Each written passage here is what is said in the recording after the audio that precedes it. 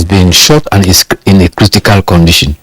He said this happened during a friendly exchange of fire among the abductors who are guiding the people that were abducted, and he indicates too that it could be deliberate to put pressure on government for negotiating. He says that government has to take painstaking decisions and painful compromises to secure the release of these innocent victims.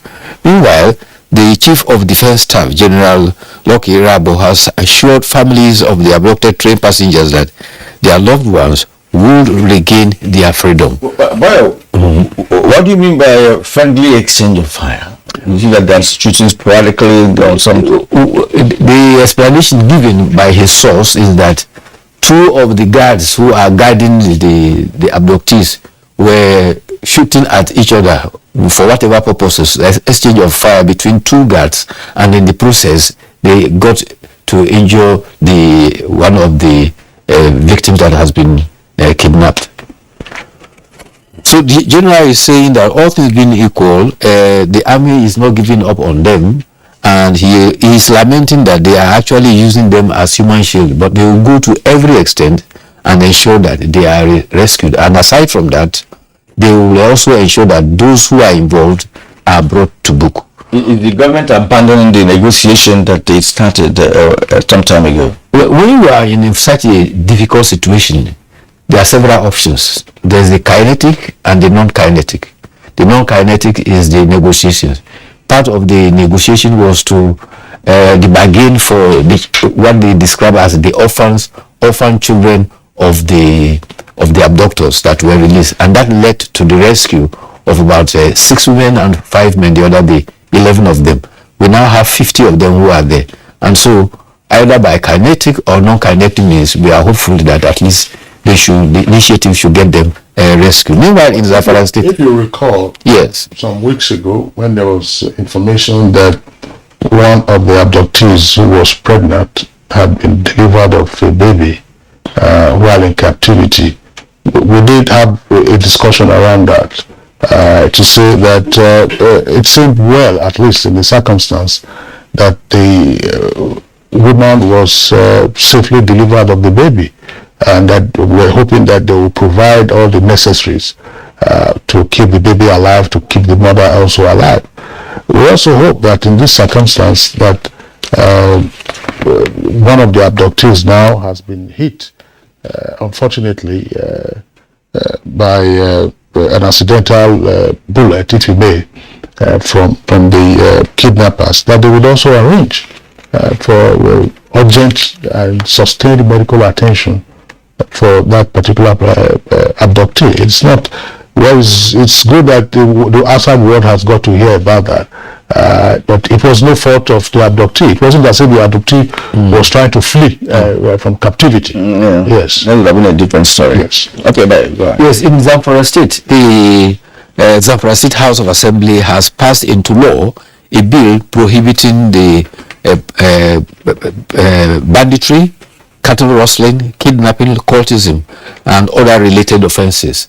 And Governor Bello Mutawalli signed that into law yesterday. And one of the implications of that is that anybody found guilty of banditry is likely to be subjected to the punishment, capital punishment of death. The implication is that the Zamfara State government is taking a step further to put pressure on those who are engaged in banditry. Meanwhile, but how will that step, stem the tide of banditry in Zamfara State, do you think? Well, Zamfara now is at the peak of banditry, kidnapping, as far as the nation is concerned. There was a time that it had that apparently come under control, but from Zamfara, you had a spillover into Katsina, into Sokoto, and into Kebbi. But the recent indication shows that Zamfara is going on the upswing again, and this is why the State House of Assembly has thought it wise to impose this law. Now, what the law is saying that if anybody is found guilty of any offense involving banditry, and you are found guilty of kidnapping, then the punishment is likely to be There is another story, on the nation. Yes. Government lost. Sorry. Are you saying that the penalty is likely to be, or that the penalty is? The penalty is. It's a capital offense. Yes, it's not likely to be a capital offense. I think it's not strange. We have a number of states that previously passed anti-kidnapping laws that prescribe death penalty for anyone who is arrested, tried, and convicted of kidnapping. Okay. Now, I don't know whether this issue has been discussed, on this platform. Which is government's lawyer to defend Ekwerimadu's wife in London. Well, I'm not too sure about that. What I know that the Speaker of the House of Representatives said was that they have been in touch with the Nigerian High Commission to provide consular services. But I'm not. The latest from the Senate, however, is that the Senate has empowered its Committee on Foreign Affairs, led by Senator Burkachua, to leave Nigeria for UK on Friday. And the intention is to provide all support services for Senator Ekweremadu and the wife, who are due to come on court by July 9. But leadership is reporting that they are likely to be brought to court today because the Attorney General of Britain has likely already provided advice on the case, and so they are likely to come to court today. Exactly. Well, in terms of legal services, what the Senate President disclosed was that they had been in touch with the Nigerian High Commissioner to the United Kingdom, and that the High Commission has also arranged for legal services for the Ekweremadus. Anyone who's going from Nigeria can only be going on a sympathy visit, or to lift the spirits of the Ekweremadus, because you have to have a right to practice in the in England before you can appear before the court. So I think you have engaged a Queen's Counsel. Exactly. But when you say government lawyers, does it, could it be that the Nigerian government will want to engage government lawyers in Britain? No, the Nigerian government will not leave here. They're ready to go and engage a lawyer. That's why we have a High Commission. That the High Commission has engaged the services of an attorney to defend or standing, as defense counsel.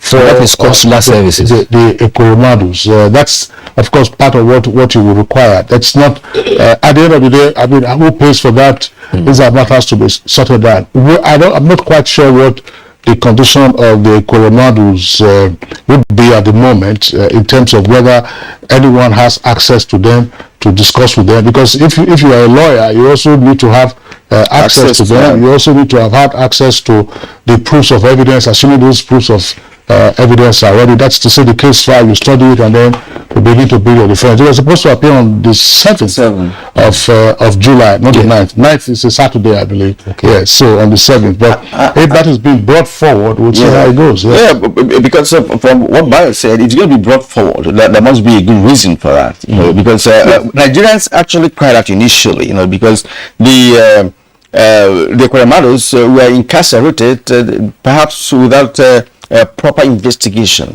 because if they had investigated, well, they were in a hurry, to get them arrested, right? I don't think it was incarceration. It's just in custody because of the gravity. You're already behind bars now. You don't have freedom. That's it. There's a difference between you being. That is language. You are locked up somewhere. You can't come out. You can't even communicate. I'm not sure they have their phones with them. So for me, they have been incarcerated. No. Well, I know you. I understand what you are saying, but. This was an order issued by magistrate. If it's a house arrest, it's not the house. It's not the house arrest. Kirian, it's a lawful order issued by a magistrate, and it says, "Look, appear on the 7th of July for the trial to commence." Now, if the Attorney General is stepping in, Attorney General of any country, including Nigeria, of a state or the federal government, has tremendous powers. You can decide to take over the case. You can decide to discontinue the case. That's to say, a nolle prosequi.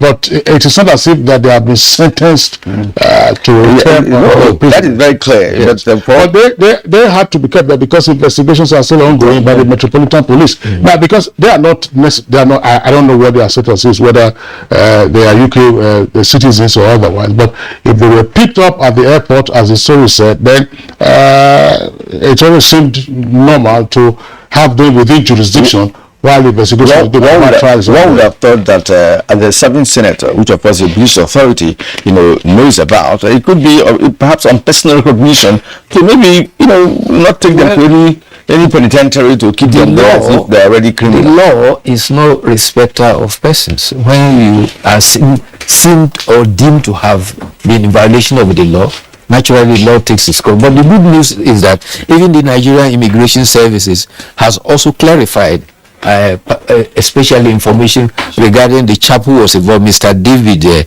Upo Nwamini. The indication is that they said the chap applied for a visa indicating that his date of birth was October 12, 2000. And this was collaborated by his registration at the National Identity Management Corporation. Even his bank account, which you opened years before this. These are facts that will be presented before the court. If you have those facts, don't trade them or traffic in them in the public domain, unless, of course, we want to further explode the media trial that has been ongoing. Take those facts and present them to the court. Yes.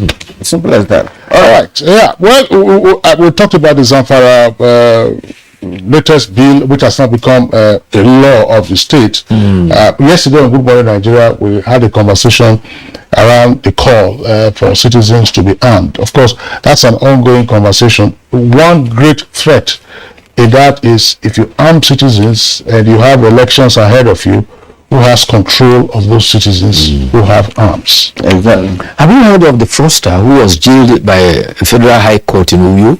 235 years? Yes, I read that in the social media. Well, that's many lifetimes, in jail, but they are consecutive. Well, we was found guilty of 45 counts. Yeah, that would be if it is consecutive. Yes, but of course they will be concurrent. It is going to work concurrently. But the good thing about it all is that sums of money found on his account and his property that has been located to be in Lagos will be sold and taken back to the victims in Norway. They were Norwegians that were defrauded. All right, gentlemen, we have to call it today on this segment of our program this morning, Newspaper Review. Bayo, thank you indeed. Thank you too for being here this morning. All right, you're watching Good Morning Nigeria, broadcast live on the network service of NTA. We'll take a short break now. When we return, we shall be looking at the issues surrounding human trafficking in Nigeria. The center is purposely established in order to provide these services that are examinations, medical examinations and investigations that were not provided for in Kano as well as the entire Northwest region. It's equipped with modern technological equipment in terms of radiological services. We have MRI 1.5 Tesla, we have digital X-ray as well as 4D ultrasound equipment. The importance of the center cannot be overemphasized. Just within 1 year, the center attended to thousands and numerous patients as well as medical examinations. NKDC is established in order also to provide these healthcare facilities as a discounted price. This message is from the Federal Ministry of Information and Culture. Do you run a breast or cervical cancer service? Are you a private or public laboratory, clinic or hospital that offer any of breast imaging, cervical cancer screening, HPV vaccination, or other breast or cervical cancer services? Is your service a primary, secondary, or tertiary center located in any part of Nigeria, no matter how remotely located it is? If yes to any of these questions, then subscribe to the OCI Foundation's Save a Breast app and become accessible and visible to millions of Nigerians. It is all for free. To subscribe, just type the Save a Breast application form on Google or go to the OCI Foundation's page on www.ocifoundation.org and search for Save a Breast application form. Complete the form and submit. And let millions of Nigerians patronize you, all for free. Become part of the OCI Foundation's quest to tackle breast and cervical cancers in Nigeria. And join us to rise by lifting others. Arise, O Nigerians! Let's applaud the courage of Flight Lieutenant Abayomi Dairo, aka the Aggressor, for his skillful and dogged escape from the bloodthirsty bandits in the forest of Zamfara state. 3 hearty cheers also to all military and security personnel who are tirelessly protecting fellow Nigerians from insurgency and banditry while maintaining peace and order.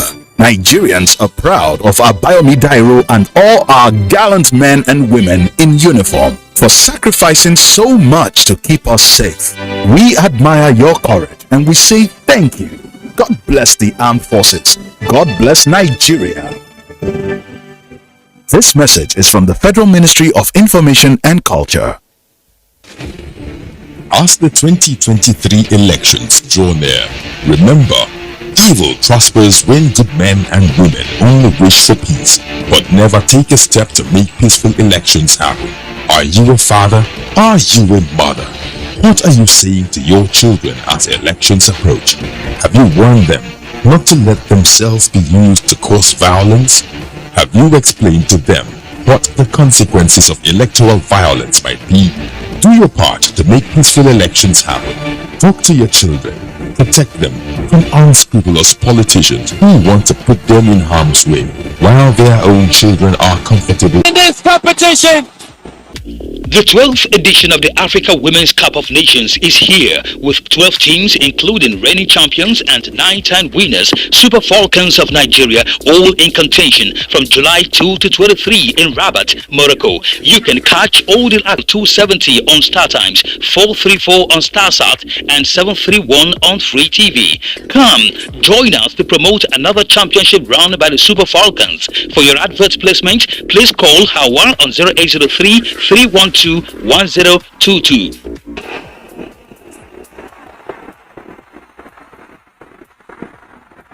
Africa Women's Cup of Nations, Rabat 2022. Game on! Alright, you're still watching Good Morning Nigeria, and to start our conversation segment, let's take this background report with Oyemi Ajayi.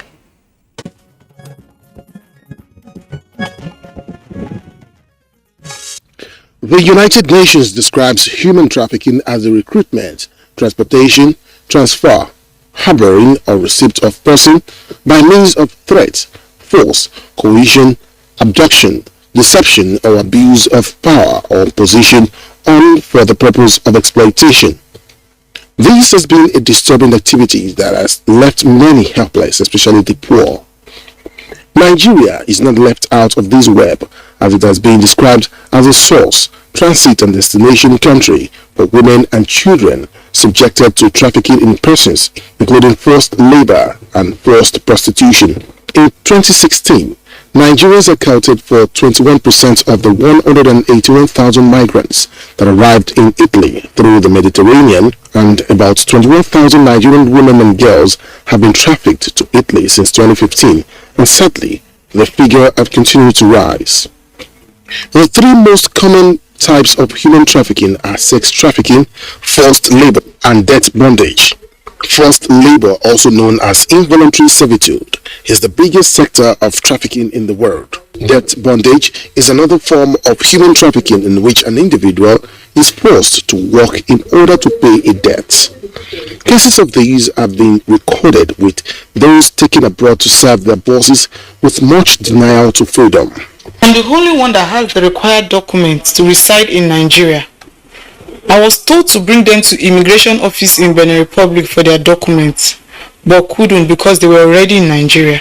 Since we came into Nigeria, we have been working and being used as housemates. Some have spent 3 years here in Nigeria, but I have only stayed 1 year and 5 months. As of 2021, The National Agency for the Prohibition of Trafficking in Persons, NAPTIP, says it rescued over 17,000 victims of human trafficking and jailed over 550 traffickers as these perpetrators carried out their nefarious activities within and outside the shores of the country.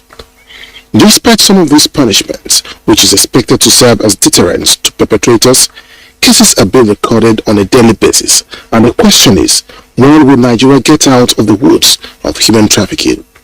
What better measures can be adopted to eradicate human trafficking? Also, how can the government's fight against human trafficking be assessed? These are some questions begging for answers, and guests already seated might just be doing justice to them shortly.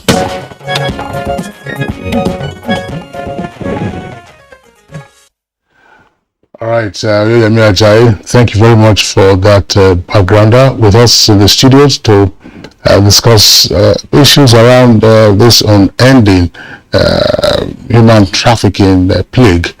Let's welcome the Director of Public Enlightenment, National Agency for the Prohibition of Trafficking in Persons, NAPTIP. It's Josiah Emerole. Emerole, pleasure to have you with us on the program. Thank you very much for having me here. Okay. Also here with us in the studios is the Technical Advisor in Governance Action Against Trafficking in Persons and Smuggling of Migrants. That is a TIPSOM project. Bello Omotosho. Mr. Omotosho, pleasure to have you with us this morning. Thank you for giving us this platform, sir. All right.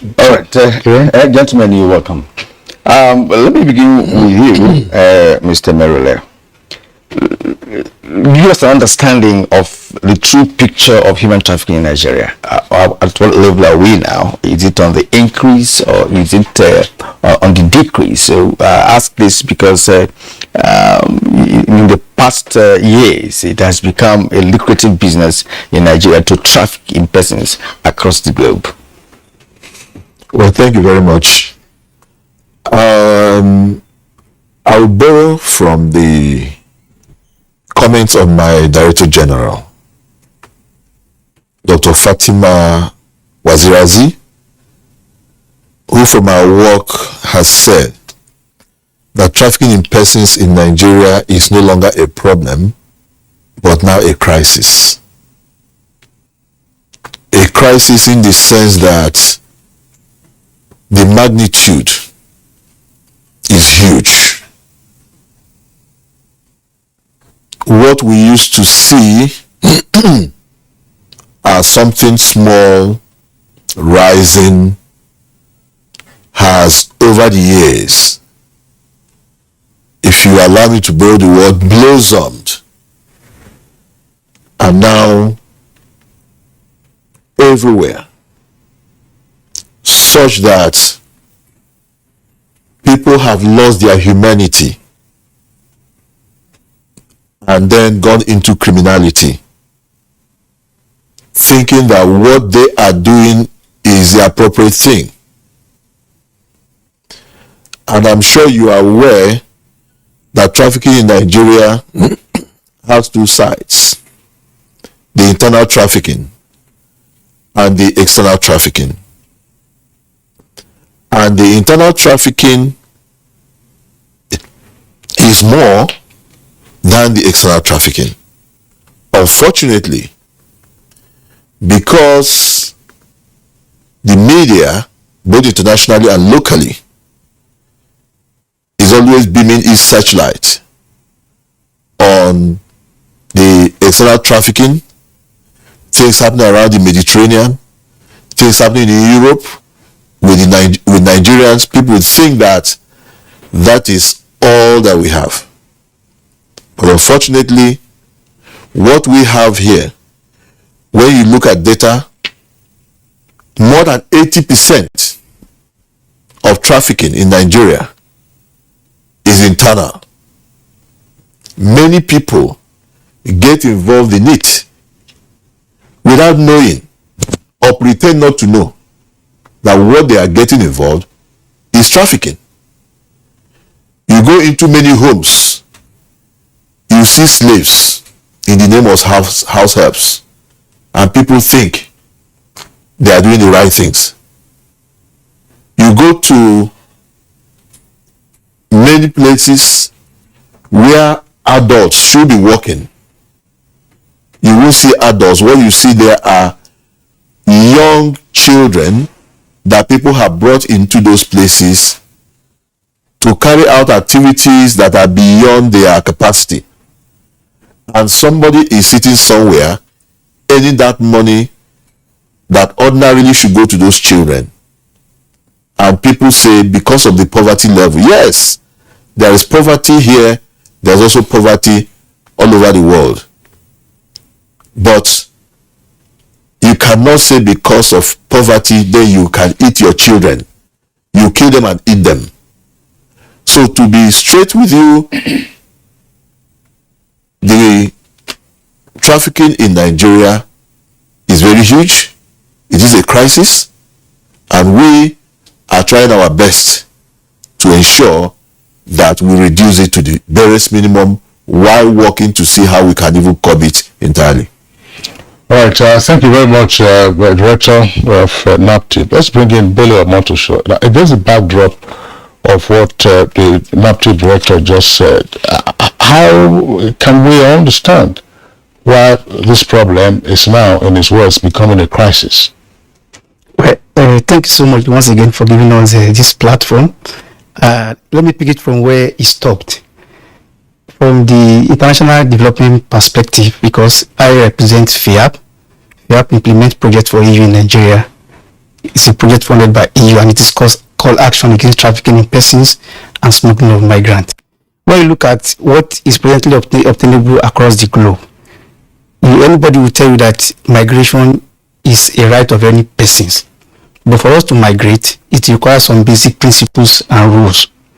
Unfortunately, a lot of people want to approach migration through other means, such that they want to beat all the required laws that enable them to migrate from one point to the other. So doing, they end up being in the net of willing traffickers who want to prey on their vulnerability to get them across to where they are going and make fortune out of them. And this is not, like he said, this is not peculiar to Nigeria as a country. That's why you see that trafficking is a cross-border issue, including smuggling of migrants, where people move from one border to the other.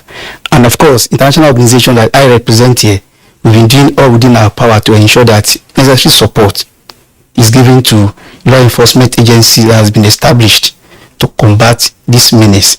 It's no longer a news that it is a menace across the world, and that is why various countries of the world, various international organizations are devoting reasonable amount of resources to ensure that this thing is reduced across international border. So I alluded to the fact that it has become a global menace, that the world at large is thinking of how to combat this crisis, because no longer a problem, like you said, but a crisis that everybody is living with the reality presently.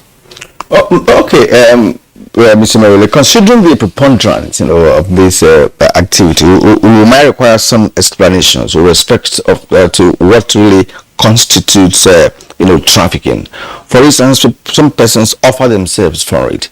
If you see young men who are desirous of leaving the country, who perhaps may not have the wherewithal to go through the normal process, offer themselves for this trafficking. And in a situation like that, would you consider that trafficking? If someone try to help such persons, because they even beg, they pay for it. Is that trafficking? Well, is it really because it's the matter of being willing to do that, right? And some of them, of course, we know the story about Libyan returnees and what have you. Some are still there as we speak. Would you consider that trafficking? Well, it's important to make some clarifications. There are two terms that we need to clarify.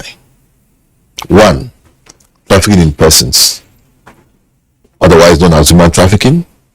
Then the smuggling of migrants.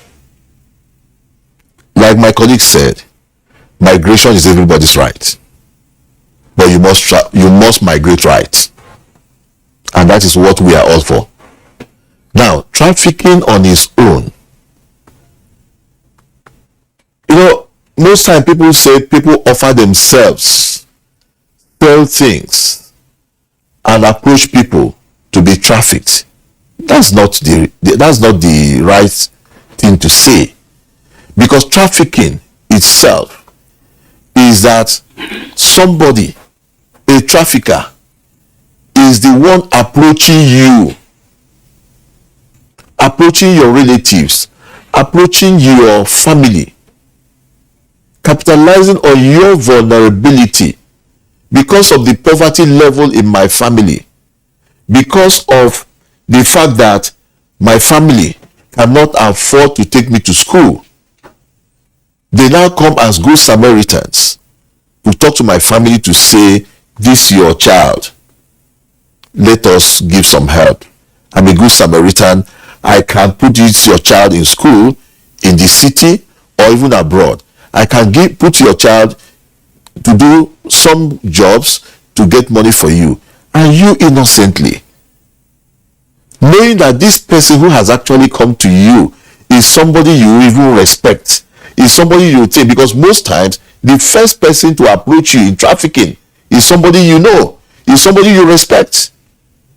A stranger can't come to you to release your child and you release. No. So that is how it starts. They deceive you, tell you all the good things you want because they know you want good things, good life for your family.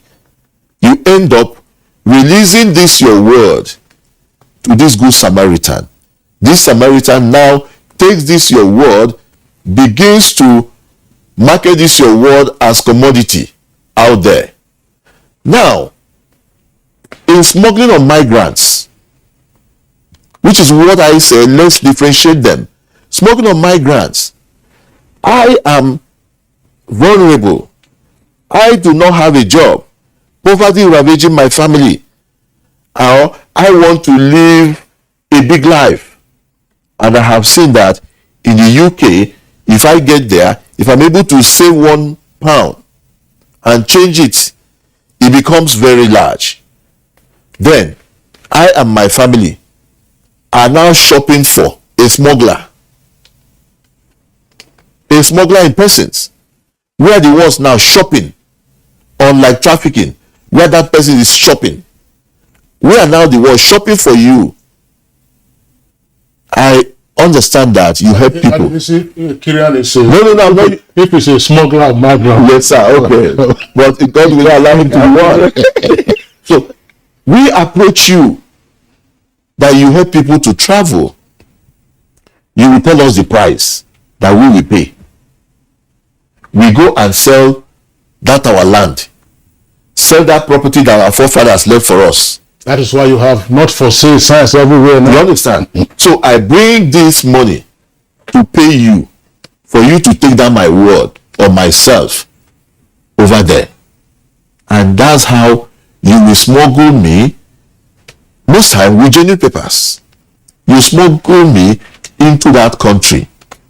As soon as I enter there, my business with you is over. You don't have anything to do with me anymore. Even if I get to that country and they do me right about turn, go back. You have delivered on your own area. You understand? But then, as I have entered that country, because I do not know the terrain, I don't have enough money, I do not understand the language, I could end up now, as I have entered that country, now become a victim of trafficking there. Because somebody now comes in to me, meets me in that country, and begins to offer help to me. Ah, bros, you don't come.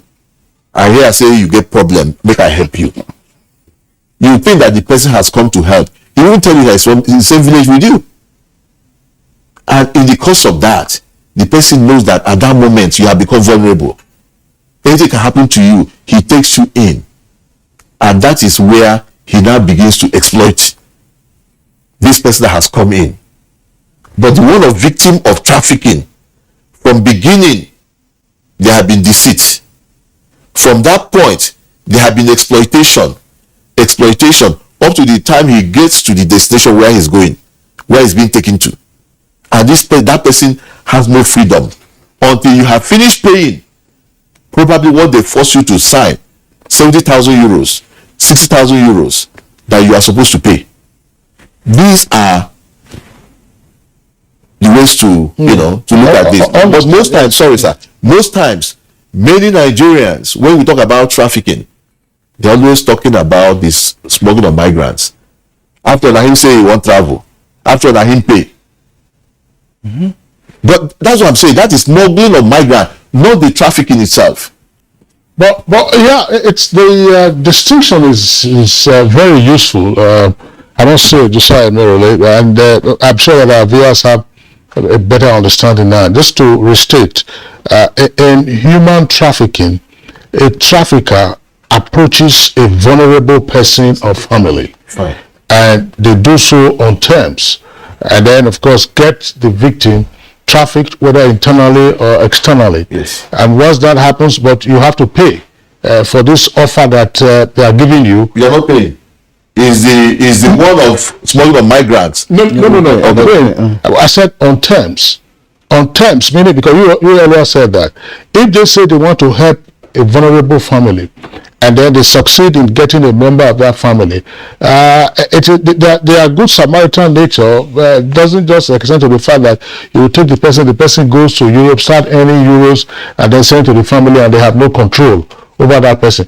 The person, of course, in a sense, I'm sorry, but let's say is mortgaged. It's 60,000 euros, 70,000 euros, and it gets into all kinds of things. Now, in the case of migrant smuggling, yes, it is the individual that offers himself, yes, then to a pro in the business and says, look, I want to go, and then if he succeeds in selling his father's house, even though there is a notice on the painted on the wall that this house is not for sale, or beware of my son, to the name written there, and his girlfriend, or so on and so forth. He still sells the house, disposes of everything, and then he says, look, take me. He crosses the Sahara, manages to go with one of those dangerous dingies across the Mediterranean. He gets into Europe. That's his business, and then another person takes over from Europe. But thanks for that. I just, gentlemen, there's something that I always found a bit intriguing, Kira, that I'm sure this must have also bothered you. Look, there are all kinds of reports. Ekweremadu said a while ago that the media tends to focus on the issues around the Mediterranean, Libya, and Europe, and so on and so forth. Who are those receiving these migrants? I mean, there is a pull and push factor, if you may. It's demand and supply. If they had no need for these persons, if there were no some organization around receiving these migrants, then of course there will be no desire for anyone to cross. So what do we know about the receiving entities? Well, you will have been in better place to give a clear explanation on this, but I will still attempt to. Yeah, then we'll come to yes. Yes. Now, generally, there's this understanding that trafficking and SOM is about a cartel. As you have them in Nigeria, you have those who source for victims in Nigeria, and most often than not, when these victims have to be crossed to Europe, they don't accompany them on the journey. They are what we call division of labor in trafficking as well as migrant smuggling. Because when they travel with these victims, the tendency that they may be caught by law enforcement agents is very high. So the more reason why when they source this victim, like I rightly explained, there are people who do the sourcing of victims, there are people who undertake the transportation of this victim, and there are people waiting over there who receive this victim. Now, this group of people are not even the persons at the driving seat overall of this arrangement. You have what you call maybe the big madams, who are the lords of this business. So when this trafficking takes place and they arrive at that place, sometimes if it is a group of people that have been trafficked, they have a medium through which they receive them over there, and now they are able to distribute them across board. Those that will be sent into prostitution, those that will be sent into labor trafficking, and different aspects of human trafficking. So the onus of this explanation is that it's about a ring with different persons for performing different role, and that is where the issue of international collaboration also comes in.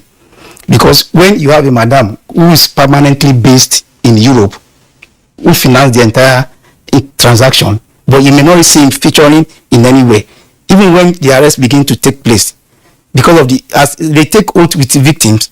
So you could also say that there is some level of oath taking among the ring member, such that even when arrests are made, before you can even get to the madam who is financing the whole transaction, it becomes a very big problem. So that is why the area of international collaboration and synergy comes in. Because if in Nigeria you're able to arrest the victims, and if you didn't give testimony of who recruited them, you need to begin to trace that in a connection up to the person who financed the whole transaction over there. And that is where the issue of international collaboration and synergy comes in.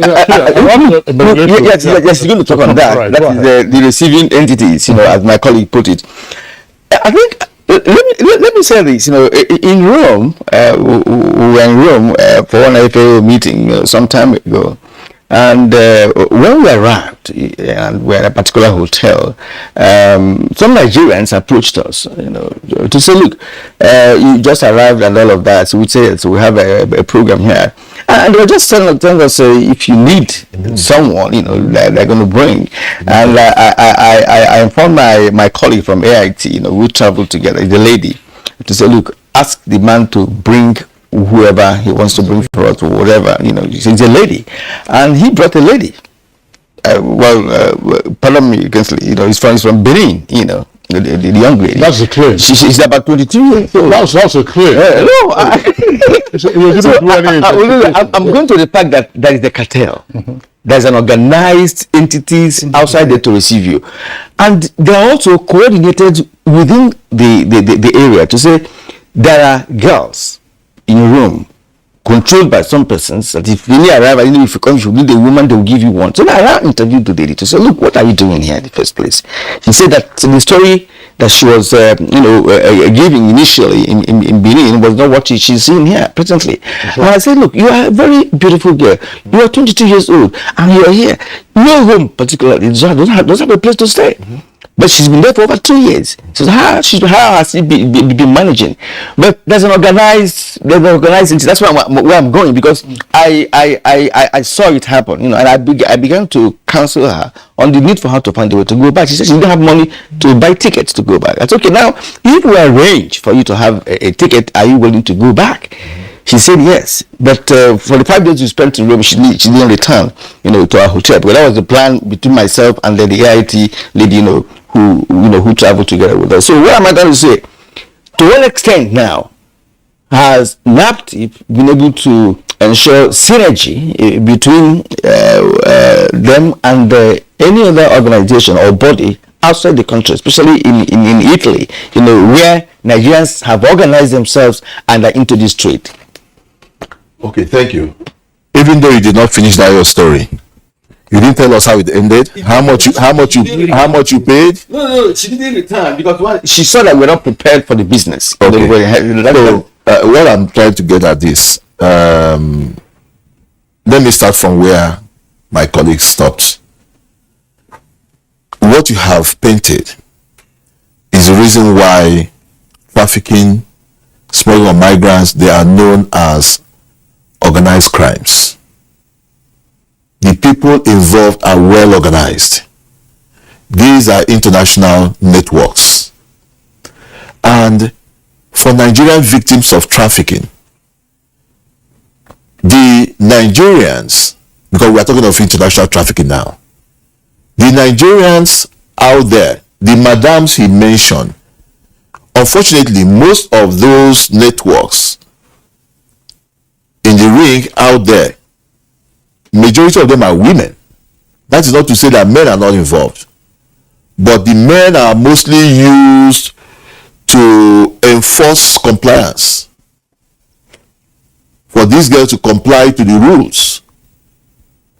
But over there, it is this cartel that he talked about that receives them, because any person who is a victim of trafficking, who is living here,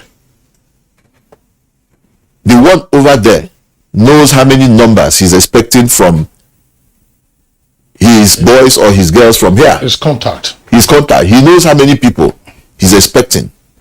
He knows their identities, or the identities are used in changing their original identity. She knows.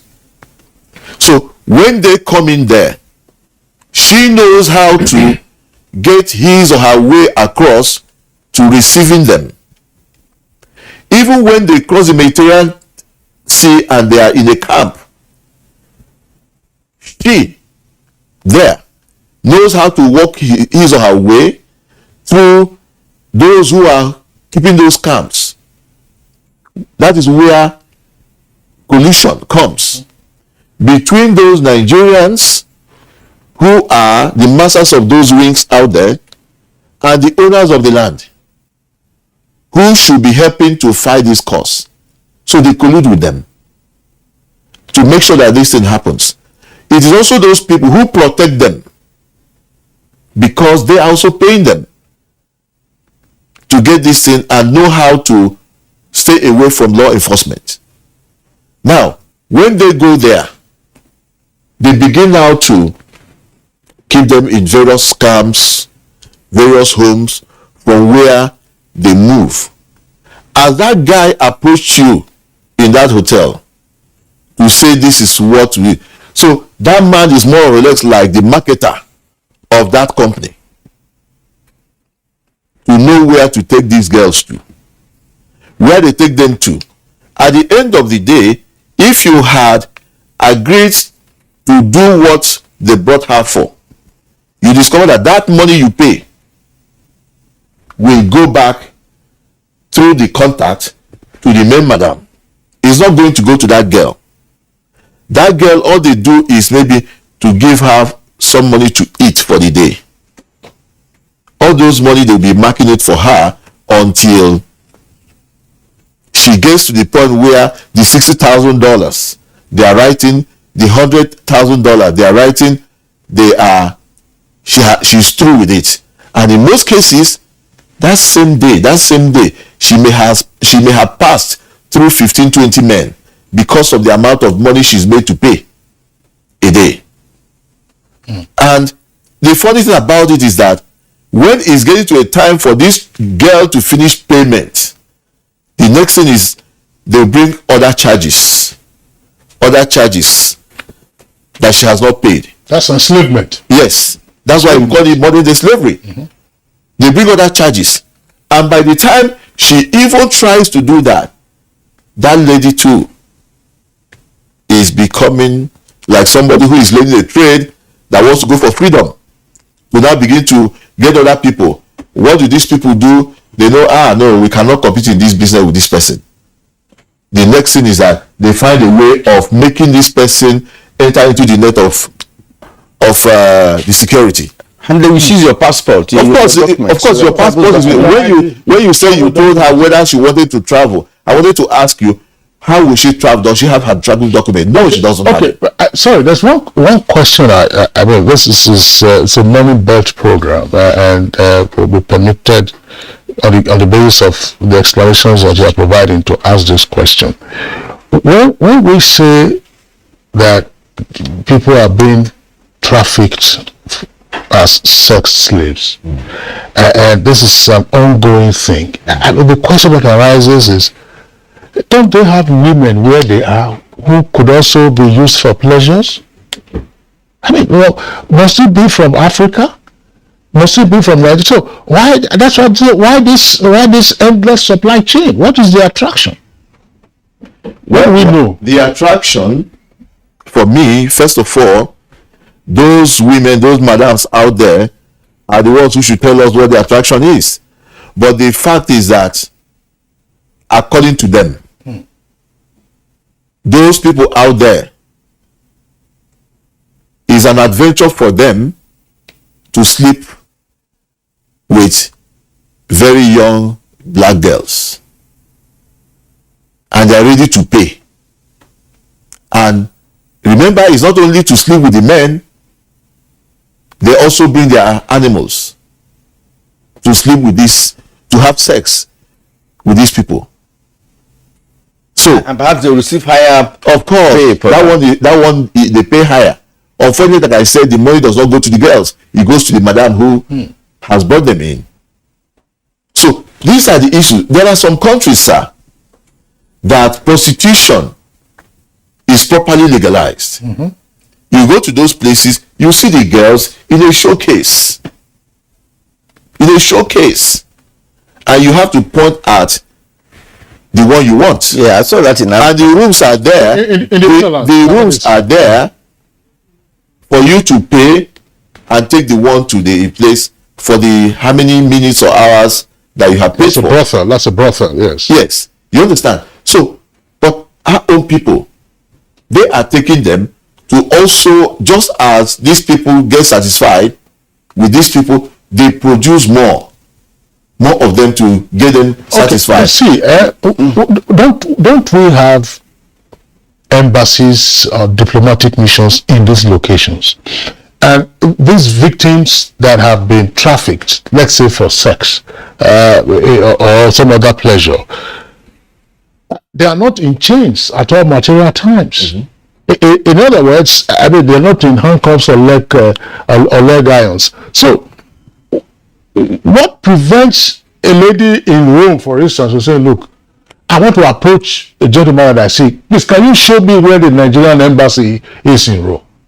Why are they not approaching those missions? Just say, look, I'm in a trap. I want to get out. So I think while he was explaining, he did mention of a control mechanism. Yes. Adopted by either the madam or whoever is administering the monitoring of these girls. And the control mechanism does not only happen over there, it starts from the point of recruitment, which starts from after they have agreed to go into this business, they undertake all the documentation, and as soon as it's done, you begin to move. You may have your passport on transit just to beat the law enforcement agent. But on arrival, the first thing they do is to confiscate your passport under the pretense that for safekeep. So when they have your passport, he said there are men attached to them to monitor their going in and their coming out.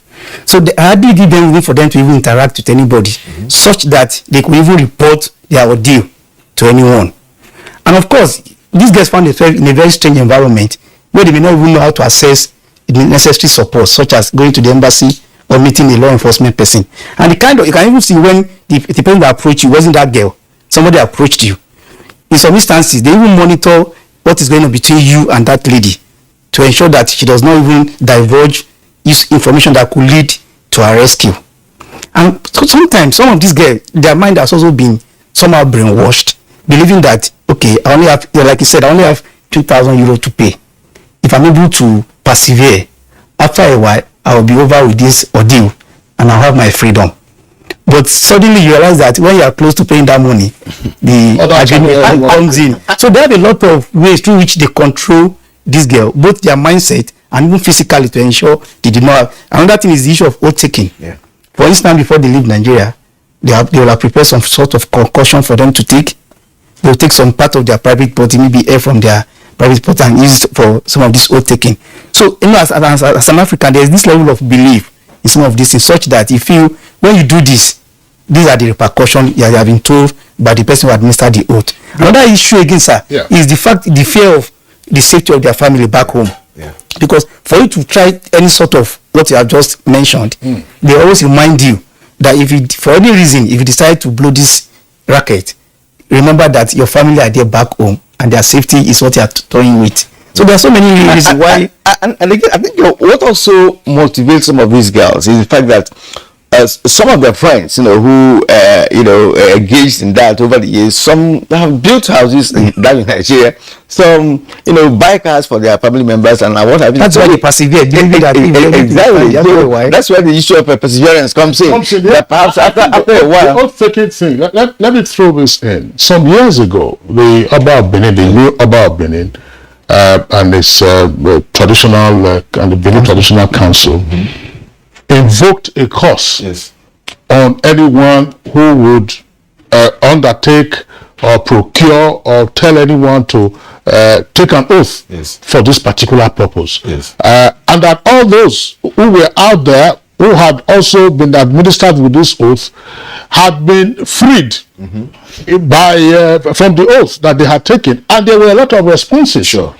From those who were in Europe. A number of them, of course, as you said, broke away from the slavery that they were in. I don't monitor that. That should be. Let me tell you what happened after that. What happened? Yes, that was a very proactive measure by the Oba of Benin, and what led to that was that we made an advocacy visit to him and informed him about what was going on. He too, remember, he has also been an ambassador to Italy. He has seen it too. So that was what led to him taking that action. And after that, you know what happened? Yes, most of those people started breaking loose and saying, no, we are not the Oba has said. Now what did they do? Some of those women now started establishing their own shrines as destination. Shrines at their destination. That is in Italy. Yes. In other countries. Not only in Italy, in other countries. Other European countries. Yes. Now when you come to the place, They take you to the shrine. they now take you to that shrine and make you to go nude and make you now to take that oath Like Okija. on camera. On camera. And when they finish, they now tell you that if you break this oath, we will release this on social media so that people will see you and all that. And they started doing that. People are dangerous. In 2 occasions, I remember, in 2019 or 2018, I had to go to Lagos to parade 3 women. Then I was head of press and public relations. To parade 3 women. What did they do? They took 2 girls from Nigeria sent to Europe, where they took them to this their shrine, took their pictures. Because these 2 young ladies broke the rules, they put it on social media. We got this intelligence and we had to go into this matter. Eventually, we were able to arrest 3 of the people, 3 of the women who arranged these girls, who harbored them, who transported them, because in the fight against human trafficking, everybody in the chain will have to, you know, be arrested. And account for their role. Now, in the course of this thing, the lady who made them to swear that oath and put that in on the social media came to Nigeria for her traditional wedding, and we got the information, and we got to the venue of the traditional wedding to arrest her. Well, as she finished the traditional wedding, the traditional wedding was on. It was on, but they had not paid the dowry. No, it was on. So we went there and arrested her, and she was among those who were paraded. After the parade, you know, I'm sorry, we'll make it a bit more interesting. when your men stormed the venue of the traditional wedding, what happened? The other guests took flight, or they didn't know what was going on? Or? Of course, when we got there, we knew who we were looking for. And we had to wait for her to come out. And you know, we had the armed policemen and all that. And eventually she came out, and our men just went for him. Went for her. And because the armed people were there, people scampered. So we had to take who we have gone for. But we eventually explained to the people that this lady was on our wanted list, and we have taken her. She was among those that we paraded. And after the parade, we now arraigned them in court. The next thing we saw was they sued the agency and myself, and we are requesting for 1 billion from the agency and me. But eventually, the 4 of them were now convicted, and they are still in jail till today. Good. That's exactly what we. Fantastic. And then moving further, this new DG, Fatima Waziri, has also gone further to meet with the Oba. She met with the Oba last week in Benin to tell him challenges. Sorry, please. To tell His Majesty. Oh, sorry. To tell His Majesty. Yeah. To tell Oba Tokpe. To tell His Majesty that these are the challenges, and the Majesty now gave us some traditional rulers, traditional chiefs in the palace, who will have to work with us to ensure that what he has done remains, and to ensure that the whole of Benin, nobody does that again. And we thank him for that. Okay, gentlemen, there's no shrine here, you know, and because for you to count a shrine, you have to have a higher shrine. Trafficking is a clandestine crime. So who knows? I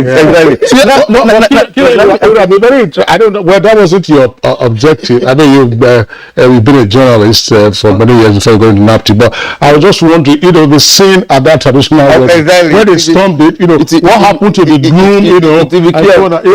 You hide in shame. That's a movie scene, by the way. Now, let me ask you, Mr. Bello Omotosho, you are of the Governance Action Against Trafficking in Persons and Smuggling. Has there been a time, you know, when some of these victims contact your office, perhaps to complain about the situation, and from all indications would want to leave the business? Has there been a thing like that? You know, people from any part of the country, any part of the world, who say, look, I'm tired of this business, let me make contact to Nigeria, NAPTIP, and perhaps your organization to say, I'm tired of this, I want to be set free. How can you assist me?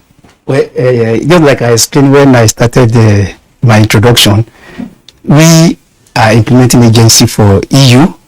What we do is for us to give support to government agency who has the mandate to fight this menace. But even though there has not been direct contact from some of these victims across the world to us directly, but there has been contact with some of the NGO that we have supported to carry out this task of carrying out awareness creation to address the issue of trafficking across West African region and Africa at large. Recently, our project supported what we call NACTA. NACTA is a civil society coalition organization that is supporting NAPTIP to combat TIP and SOM. And of course, when this group was established, they cut across the West African region. So we are one of the membership of that body that is based in Mali. A contact was made of victims in Nigeria who are stranded. I guess they are on transit, possibly they got stranded over there. So that contact led to support from our project to NAPTIP. Of course, when the information came from NACTA, that NACTA is just in Nigeria, but active since across West African region. So got that contact and were able to provide necessary information to NAPTIP. NAPTIP swung into action with our support. We were able to mobilize both NAPTIP and NACTA to Mali, and those victims were brought back to Nigeria. Then, apart from that, there also been another contact that we got from Spain, where some victims who are in Spain contacted the embassy there, and because we are a Spanish organization, through that contact we are able to reach out to NAPTIP, and of course investigation is ongoing, because even though when there are contacts, you still have to carry out a very thorough investigation to establish the veracity of the case in question before you begin to now swing into action of bringing, either repatriating the person or providing necessary support for that person over there. So our own modus operandi does not provide for us to. In fact, our style of operation, unlike other development partner whose presence across the world for them to provide, a return for victims directly. Okay. We don't, like IOM, we don't provide. Just make some clarifications. Now, what kind of support do you give? Okay, interesting. The kind of support we give to government agency involves capacity building, institutional support, logistic provisions. Like recently, we have undertaken series of training programs for NAPTIP to enhance their capacity to be able to respond to this issue very well.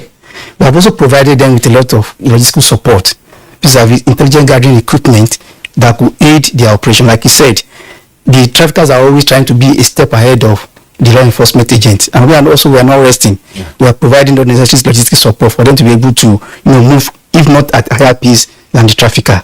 Likewise, we also support in the area of awareness creation. They will design their program, we provide the necessary logistic support for them to be able to reach out to the general public, to be able to be aware of this crime. And also, we are not stopping there. Although in the area of investigation, we provide support to government agencies, specifically NAPTIP, for them to be able to undertake some of these investigations that may be outside their own reach in terms of logistics and the likes. Okay, Bill Omotosho, thank you very much. And Josiah Merole, we're taking a short break now. When we return, we'll continue with the conversation.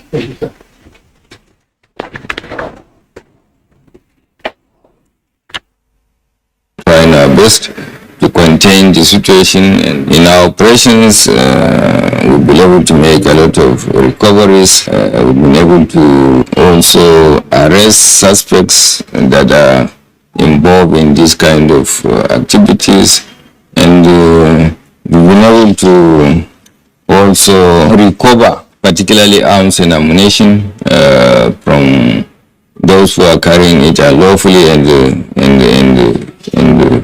disturbing the peace of the people. But generally, our morale in the Nigerian police is always guided by our commitment to do what we have sworn to do. Peace and security must be looked into as a priority by all, to look at security as the business of all of us. This message is from the Federal Ministry of Information and Culture. Since coming into office in 2015, the Buhari administration has recorded unprecedented achievements in all sectors, especially in the provision of infrastructure, which is the key to economic growth. Never in this country has any administration done so much with so little. Recall that when this administration came into the office, the price of crude oil, which provides for 80% of Nigeria's budgetary revenues and 95% of foreign exchange revenue, dropped drastically, thus reducing the amount of resources available to the federal government. In spite of this, the administration has continued apace with massive infrastructure developments. This message is from the Federal Ministry of Information and Culture.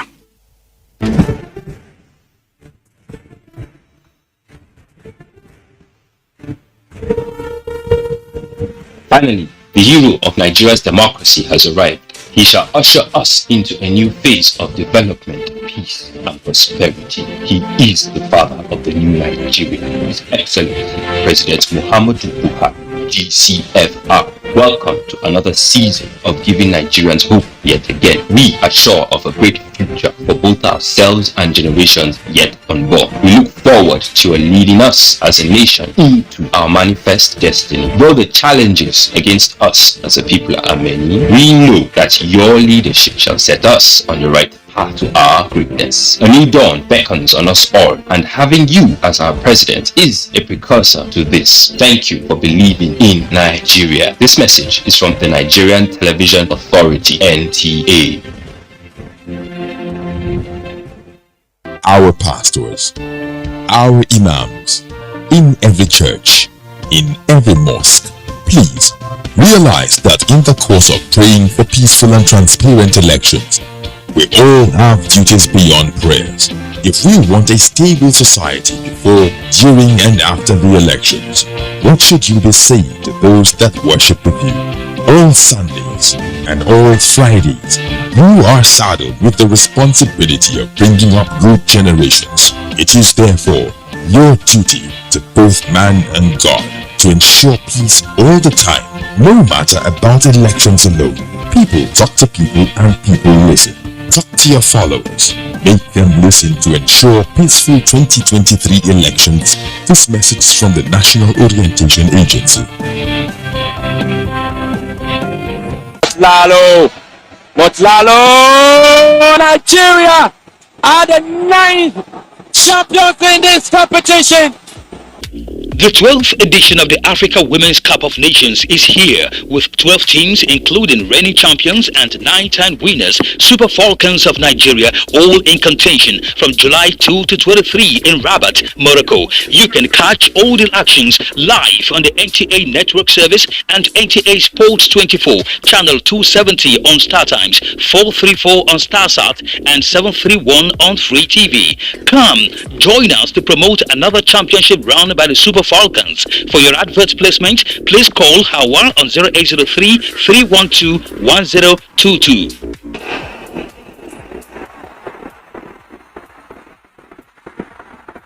Africa Women's Cup of Nations, Rabat 2022. Game on! It's Good Morning Nigeria, still on the network service of the Nigerian Television Authority. We still have our two guests with us, Josiah Merole, who's the director of NAPTIP, and also Bello Motosho, who works as a technical advisor for Governance Action Against Trafficking in Persons and Smuggling of Migrants Project. Gentlemen, how do we understand the frequent visuals we see about migrants seeking to get across from Libya or elsewhere on the North African coast to Europe, a number of them drowning.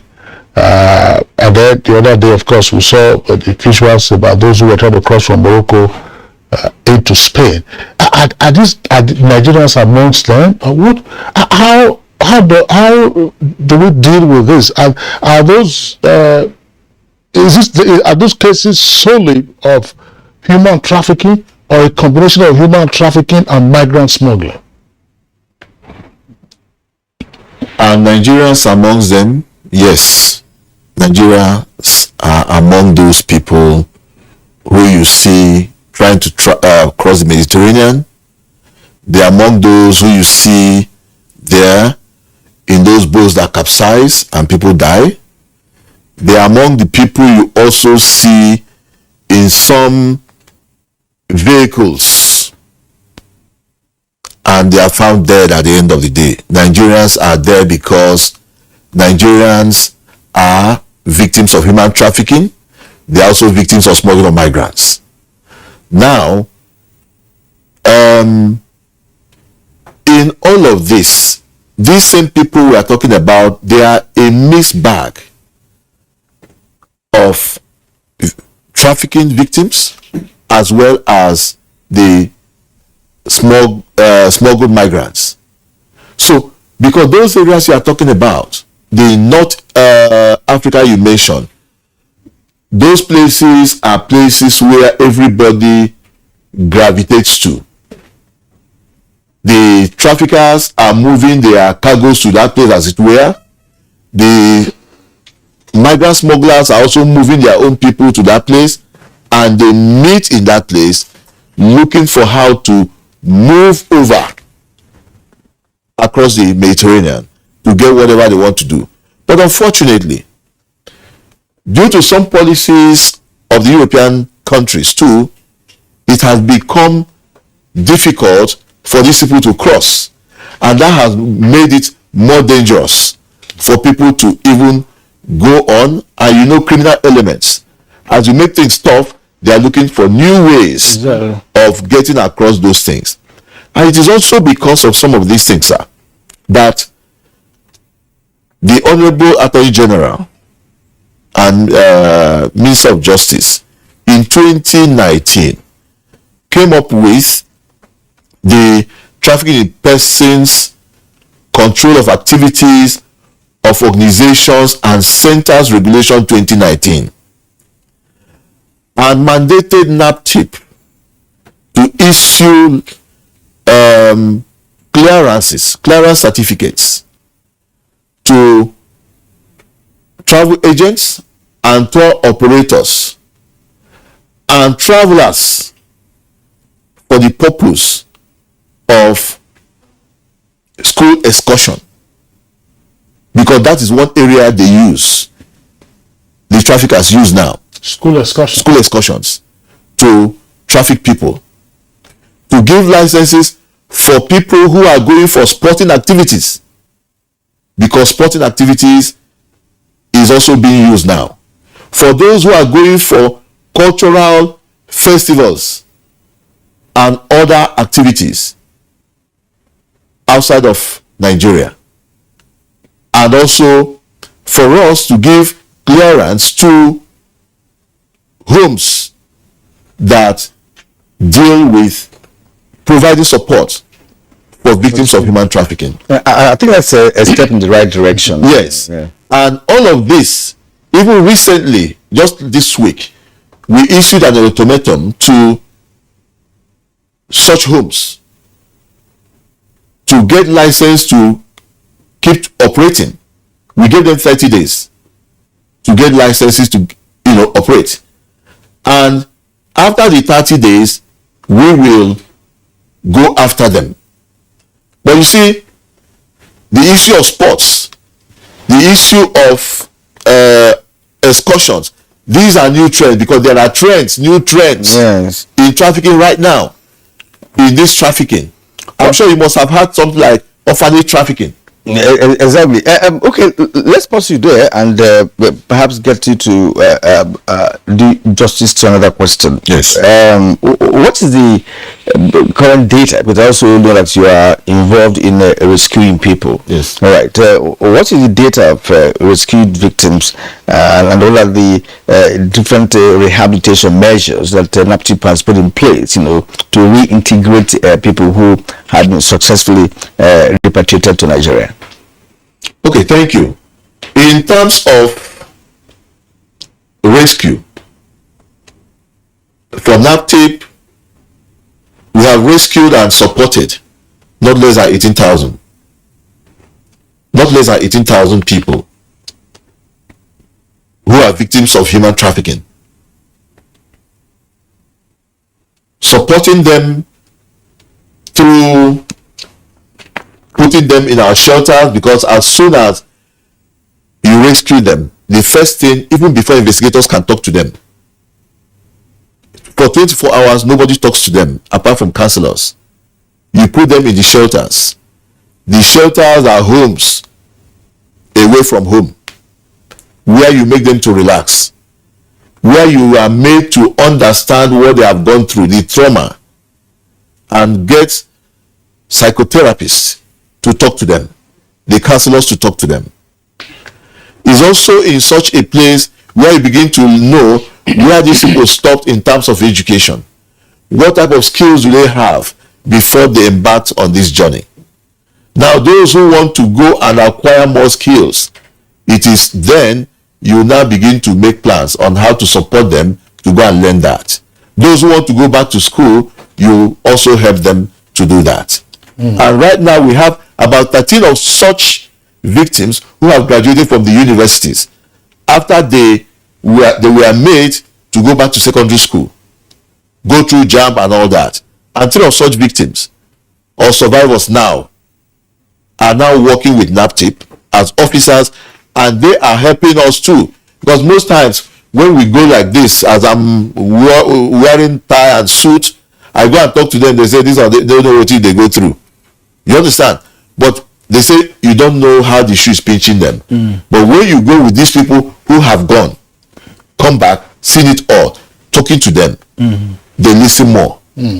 Okay, I'll just, gentlemen, and this also for my colleague, Kira, I mean, for us to further take a look at the push factors, say, for those who are smuggled as migrants.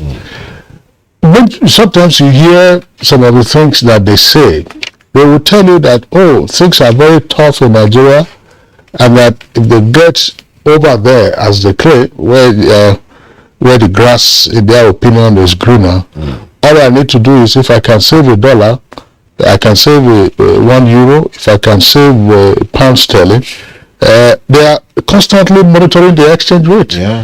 Notwithstanding whatever they are going through there. They know it better than you. Yeah, of course. They are more concerned about exchange rate, and that is the macroeconomic situation in Nigeria, and therefore the various rates, rate of inflation, rate of unemployment, rate of exchange, and so on and so forth, and the borrowing rate.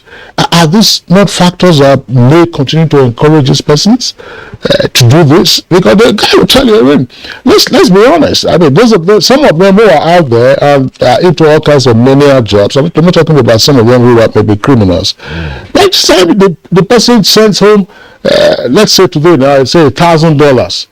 That's over 600. I don't know what the exchange rate is now. Yeah, right. I don't know, about 600 something thousand suddenly, you know. And if that were minimum wage, you can calculate how many months you would need, you know, to earn that. So how do we address it from the point of view of saying, look, you know, we need to also tackle some of our internal issues regarding our rates and so on and so forth. Okay, so even though it has been generally been categorized that the factors that fuel trafficking and migrant smuggling are in twofold. You just mentioned one, the push factor, as well as the pull factors over there. But our focus now is on how to address some of the push factors that have influence people's decision to want to be trafficked or smuggled across the border. Generally, our own understanding is that one of the main push factors that we have in Nigeria is ignorance. Fine, there's no doubt saying that the situation is a bit challenging in Nigeria. That is the fact. But the fact also now remains that it is better off for you to stay back in Nigeria, learn a trade, and continue to earn a living from that trade than traveling to a place where you do not know what becomes of your journey at the end of the day. But now everything still boils down to government determination and will to make life livable for Nigerians. And I don't know what I mean by that. We are looking at a situation where government begin to introduce, like you said, MSME programs that can support the life of those in the rural area, because it has been generally agreed that these victims are sourced from the local area. But if there are government programs dedicated to this set of people, such that even though I'm in my rural area, I earn a living that is good enough for me and my family, the need for me to be on to source for a better life in abroad will not be there. So there must be government determination to address this issue from the root. It has to start from government. But at the same time, we also need, apart from ignorance, I've talked about greed. But greed is at the bottom of the whole thing, because even though there's a possibility for you to look at what can I do to make a living in Nigeria, there are still those who believe that even though if I stay in Nigeria for the next 10 years, I can't meet my target. And that their destiny is abroad. That's where the issue of greed comes in. But they even say that the destiny is not that the destiny is abroad. They say their destiny is in the abroad. Yes, yes. Okay. They have not introduced that definite article in the abroad. Now, gentlemen, let's come back to the issue earlier raised, which has to do with internal slavery and trafficking. And you said it's on the high side.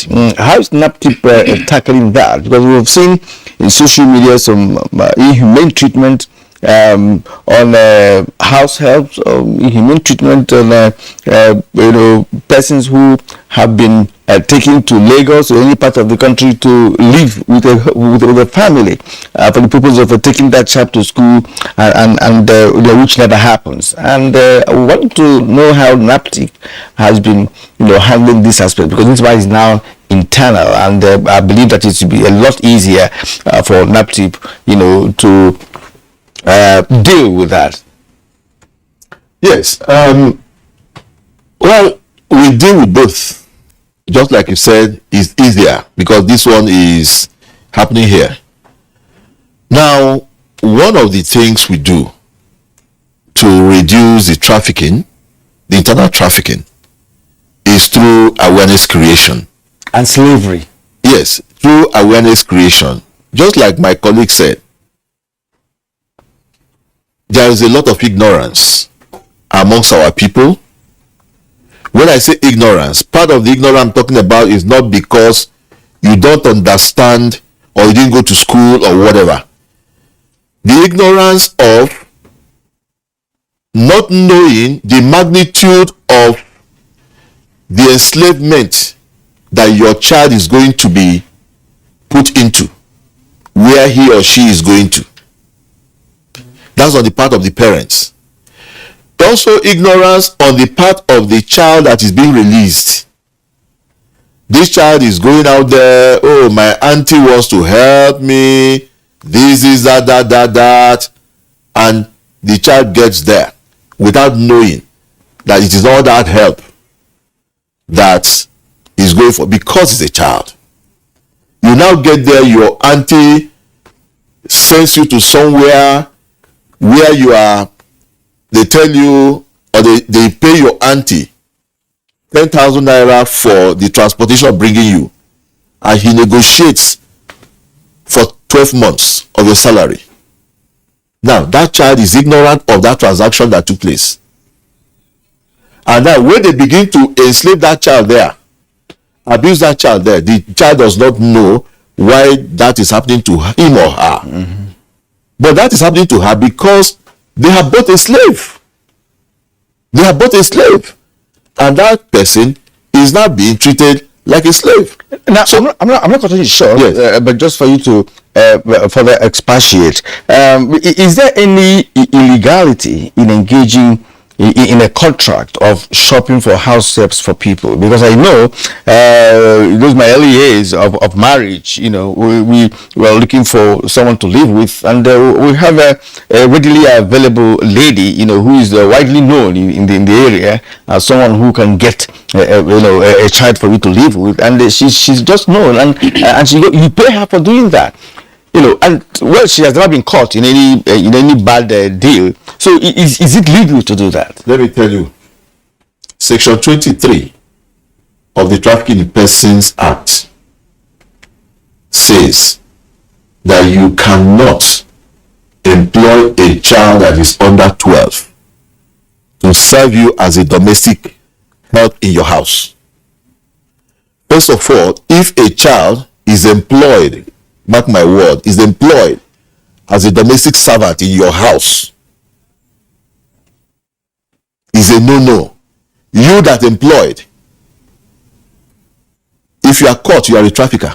For instance, let me help you. Yes. For instance, when the child, is seen through school during the period up to secondary school level. If you remember what I said, sir, I said, if a child is found in your house that you employed, not paying that, okay, is employed to serve you as a house help, is a crime. If it's remunerated, that's when it becomes employment. If it's there, assuming I have a niece, and my sister sent a niece to come and live with me, and I'm training her child. That's what I'm saying. Remember, in Africa, in Nigeria, we have what we call the fostering system. Some of us became whatever we may think we are today because we passed through fostering system. Exactly, and you live with your auntie. I was brought up by my uncle. Exactly. You understand? But today, is it happening in that manner? Most times, they are not even bringing that little girl to come and stay with the uncle to be brought up. They take that lady and go and sell to this man who doesn't even know him. And the person is paid. So that's why that section is saying, if that child is employed, because somebody else is earning the money and the person has become a slave, then it also went further to say, if you employ somebody who is below 18, and this person is not made to develop like every other child, this person is made to carry out chores that are beyond his capacity, is also another crime. So these are domestic issues. What is the legitimate age for hiring a house help? The legitimate age is anybody above 18. Because that's what the law says. Now, if you hire somebody above 18, that means he's no longer a child. The idea is this person has the capacity to negotiate with you. This person has the capacity to challenge you when you slap him or her. Or when you start owing. Or when you start owing. Yes. Or when you start doing other things that is not part of the contract. Okay, very quickly, Bello, because we are out of time, and it's been a very interesting conversation. Sometime in the past, when we had some uproar about Nigerians who were in Libya in particular, and in some other North African countries who were trying to get across to Europe, and which led to the repatriation of some Nigerians, and the federal government was involved in that. There were claims that some of them were being trafficked for organ harvesting purposes. Is that still ongoing? Well, I think to answer that, from the international organization perspective, and going by the reports that have been thrown out annually, it is still very much ongoing, but not limited to Nigerians as a nation, because you have seen reports from our international partners depicting pictures of what happened in the Asian countries where people's organs have been harvested either for profit purpose or some on their own willingly choose to donate to earn a living. This is still very much ongoing across international shore, and I don't think it's something that we actually do in Nigeria. Rather, Nigerians are the ones that they move across to some of this country where this activity takes place. It is still ongoing, but there are international efforts to see how we can stem it. All right, I just very quickly. I don't know whether we're out of time. How challenging is it to prosecute human traffickers? very challenging. Whenever we get one conviction on trafficking, we celebrate, because trafficking is not like every other crime. Trafficking is such that many things are involved. The victim must come and say it happened. Okay. You don't just carry evidence and come and they say this person is the victim is key. So if the victim cannot come because the trafficker is a relative, then they are afraid of the oath. It fails. Okay, gentlemen, thank you. Mr. Josiah Emerole, Director, Public Enlightenment, National Agency for Prohibition of Trafficking in Persons, NAPTIP. Thank you very much for educating us properly. Thank you very much for having the important matter. And Mr. Bilo Omotosho, Technical Advisor, Governance Action Against Trafficking in Persons and Smuggling of Migrants Project. Thank you also for coming. Thank you for having me. All right, a bit of sports for you. Super Eagles winger Simon Moses is likely to join French side Ogis Nice from Nantes. According to French media outlets, the 26-year-old Nigerian international is also wanted by Premier League side Leeds United. Simon enjoyed a successful campaign with Nantes last season, involving 14 goals in 30 league games as the Canaries sealed Europa League spot and ended decades of their trophy drought. According to reports, Nice and Leeds have held talks with Moses, and the French side are in the driving seat for his signature. Simon signed for Nantes permanently in 2020 after a successful loan spell that saw him named the player of the season for the 2019-2020 campaign. In tennis, top seed Novak Djokovic impressed on centre court as he beat Thanasi Kokkinakis 6-1, 6-4, 6-2. The 35-year-old Serb is aiming to win a fourth consecutive title at SW19, where he is a six-time winner. The vastly superior Djokovic was in fine form against the Australian world number 79 on centre court and will play compatriot Miomir Kecmanovic next. In the women's category, Emma Raducanu's Wimbledon is over after she was outplayed by France's Caroline Garcia in a second-round match that left centre court deflated. The 19-year-old Briton was beating 6-3, 6-3 by the world number 55, who has now won 7 grass court matches in a row. Raducanu has not won successive matches at the Grand Slam since a remarkable triumph at last year's US Open.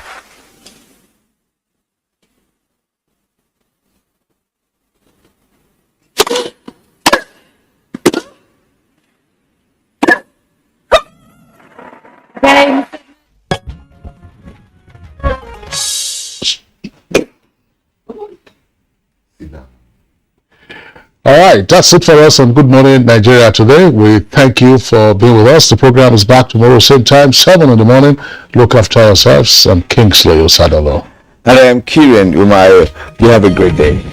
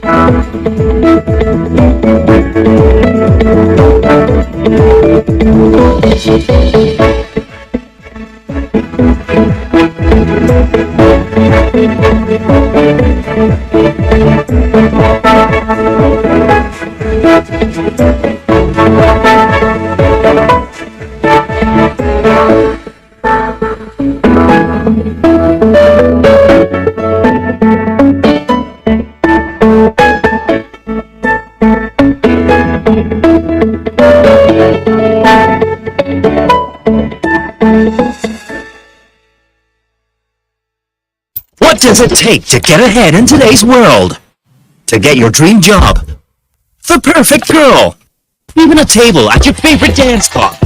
It takes moving fast. It takes moving at the speed of 4G. With Intel 4G LTE, you've got it all covered. That's because you have access to super fast unlimited data that enables you move as fast as the speed of light. Now, no download is too heavy. No conversation too long. Nothing is impossible.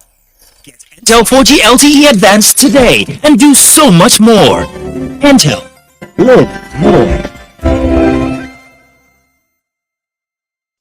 Our pastors, our imams, in every church, in every mosque, please realize that in the course of praying for peaceful and transparent elections, we all have duties beyond prayers.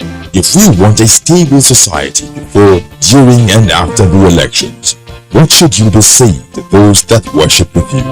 All Sundays and all Fridays, you are saddled with the responsibility of bringing up good generations. It is therefore your duty to both man and God to ensure peace